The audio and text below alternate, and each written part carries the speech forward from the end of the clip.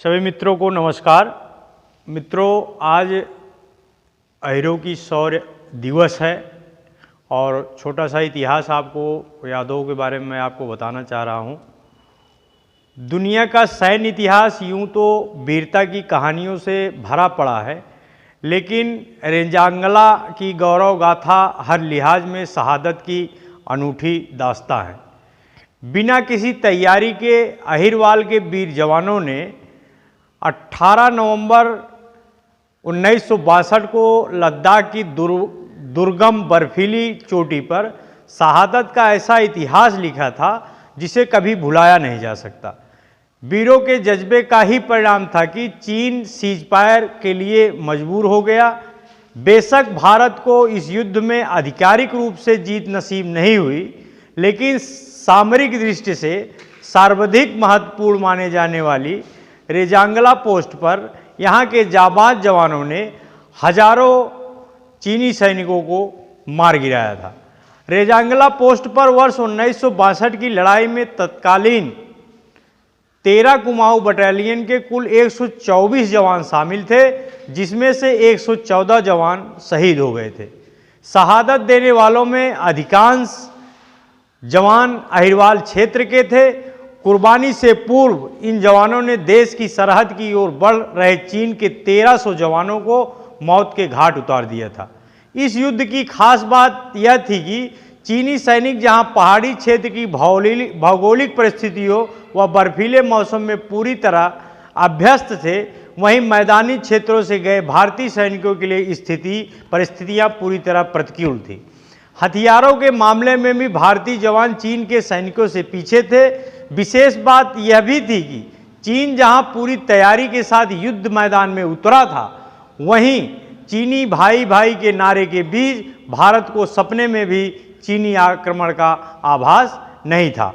Rezang La post पर लड़ रहे वीरों के सामने परीक्षा की घड़ी 17 नवंबर की उस रात समय आई जब तेजी आंधी तूफान के कारण रेजांगला की बर्फीली चोटी पर मेजर शैतान सिंह भाटी के नेतृत्व में मोर्चा संभाल रही सी कंपनी से जुड़े इन 124 जवानों का संपर्क बटालियन मुख्यालय से टूट गया।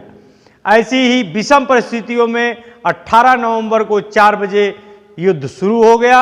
नज़दीक की दूसरी पहाड़ियों पर मोर्चे संभाल रहे अन्य सैनिकों को रेजांगला पोस्ट पर चल रहे इस ऐतिहासिक युद्ध की जानकारी तक नहीं थी। लद्दाख की बर्फीली दुर्गम व 18 फुट ऊंची उस पोस्ट पर सूर्योदय से पूर्व हुए युद्ध में यहाँ तक कि वीरों की वीरता देखकर चीनी सेना कांप उठी। इस युद्ध में 124 में से कंपनी के 114 जवान शहीद हो गए, लेकिन उन्होंने चीन के आगे बढ़ने के मंसूबों पर पानी फेर दिया। पीकिंग रेडियो ने भी तब केवल रेजांगला पोस्ट पर ही चीन सेना की शिकस्त स्वीकार की थी। रेजांगला पोस्ट पर दिखाई वीरता का सम्मान करते हुए भारत सरकार ने company commander major Shaitan Singh को मरणोपरांत देश के सर्वोच्च वीरता पुरस्कार पदक परमवीर चक्र से सम्मानित किया था तथा इस बटालियन के 8 अन्य जवानों को वीर चक्र, 4 को सेना मेडल, 1 को मेंशन इन डिस्पैच का सम्मान दिया गया था। इसके अलावा 13 कुमाऊं के सीओ को ABSM से पुरस्कृत किया गया था। भारतीय सेना के इतिहास में किसी एक बटालियन को एक साथ बहादुरी के इतने पदक अब तक कभी नहीं मिले थे।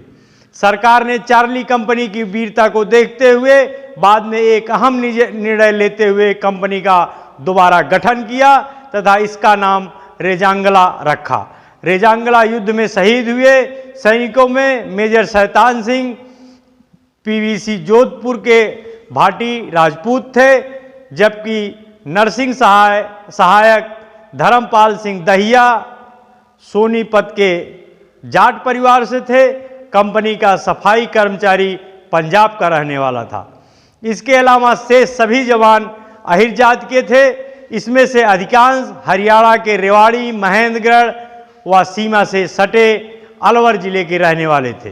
खास बात यह रही कि जब गोलियां खत्म हो गई तो जवानों ने हथियारों का इस्तेमाल लाठियों के रूप में किया, जैसा कि अहीरों की लाठी चलाने की परंपरा रही है और रेजांगला पोस्ट पर दुश्मन का कब्जा नहीं होने दिया। मैं उन वीर अहीरों को बारंबार प्रणाम करते हुए, श्रद्धांजलि देते हुए नमन करता हूं।